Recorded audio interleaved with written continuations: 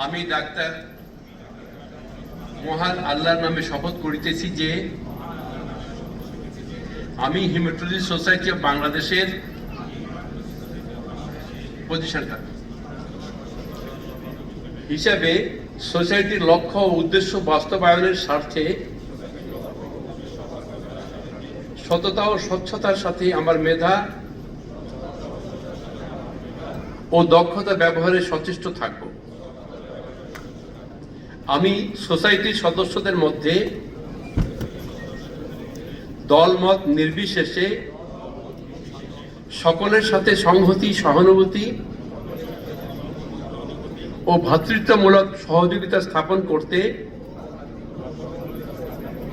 তাদের সম্মান ও মর্যাদা রক্ষায় সর্বদা সচেষ্ট থাকব। আমি সোসাইটির গঠনতন্ত্র সমুন্নত রেখে আমার উপর অর্পিত দায়িত্ব নিরপেক্ষভাবে পালন করিব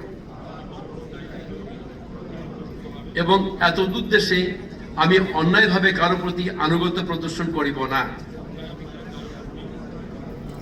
ও বিরাগ ভাজন হইব না।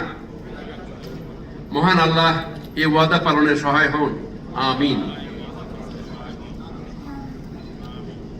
ধন্যবাদ।